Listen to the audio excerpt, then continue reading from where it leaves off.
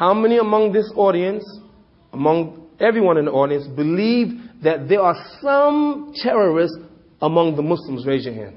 Okay, good. How many of this audience believe that there are some terrorists among the Jews? Raise your hand. Okay. How many in this audience believe that there are some terrorists among the Christians? Raise your hand. Okay. Point number one, that there are terrorists among all the people of all the religions, among black people, among white people, among Christians, Jews, and Hindus, and Muslims, and the rest, among the atheists, among the men, among the women. But you cannot blame Judaism. You cannot blame Christianity. You cannot blame Islam.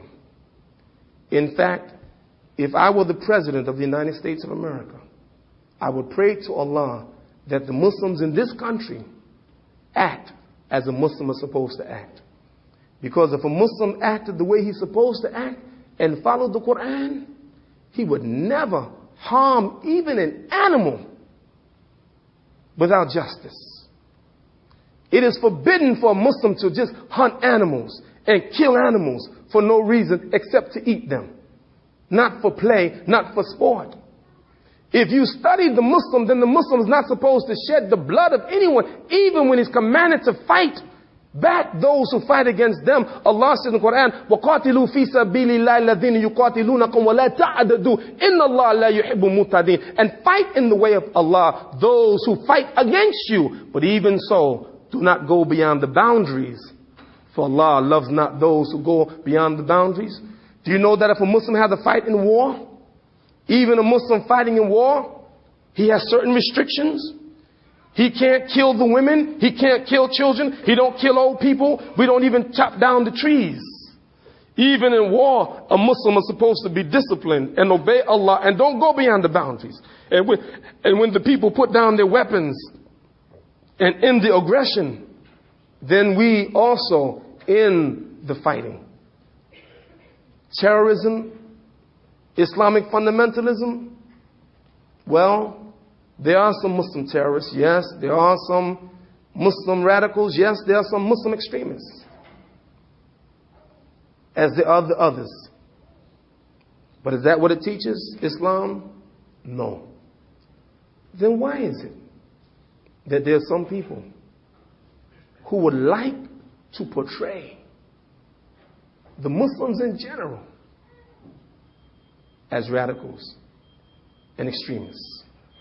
I'll tell you why, and then we open up for questions and answers. Ladies and gentlemen, I call your attention to a book called Unreliable Sources, co-authored by a man named Solomon and Lee.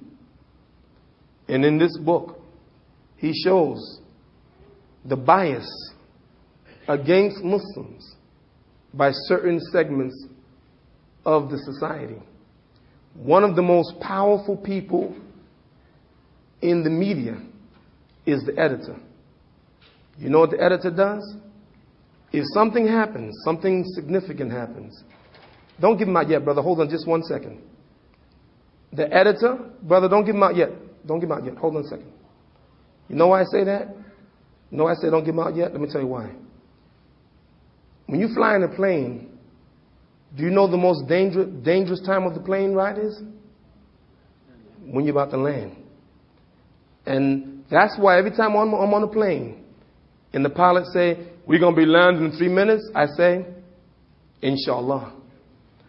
Because when you're about to land, that's the most dangerous time. And I'm about to land now. Inshallah. Brothers and sisters,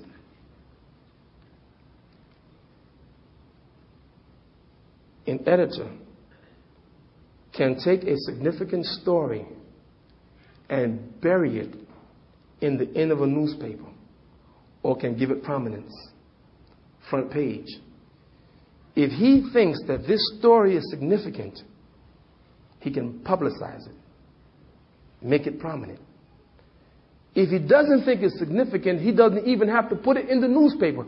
Don't put it on the airways. Don't put it on CBS, NBC, CNN.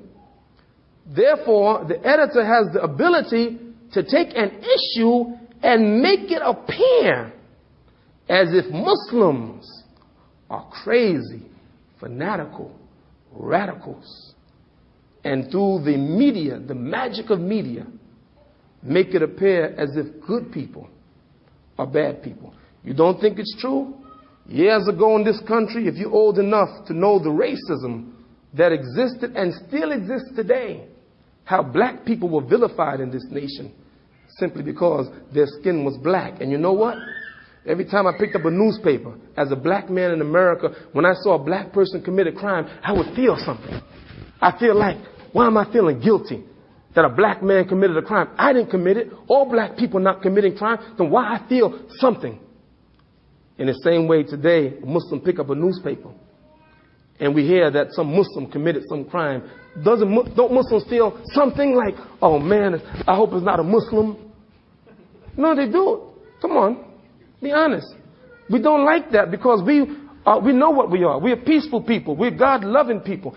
And we don't like people to look at us in this kind of way. And we know that sometimes the way people write up things in the articles and the editorials, it make it appear as if Muslims were crazy and fanatical. So a Muslim feels bad. I'm saying to you, some of it is a mistake and others of it is intentional. In this country, there are some people that make an awful lot of money with drugs. Do you know the people in this country spend more money on illegal drugs than they do on food? They spend more money on illegal drugs than they do on health care. They spend more money on illegal drugs than they do on education. They spend more money on illegal drugs than they do on clothing. That if there are some people in the community that would fight against their interests, can you not see that those who are in the drug business don't want people to come to fight against them? Can't you see that? Sure you can. Sure you can.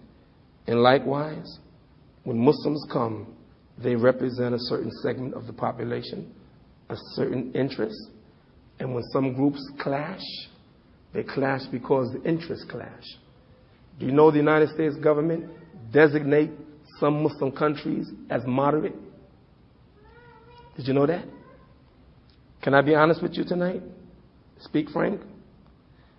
The countries that the United States government, Muslim countries that the United States government designate as moderate, means that these Muslim countries look out for the interests of the United States of America.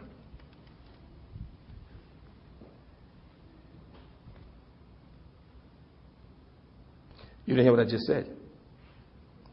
I said that the United States government that designates some Muslim countries and personalities as moderates really mean that they look after the interests, not of their own people, but the interests of the United States of America.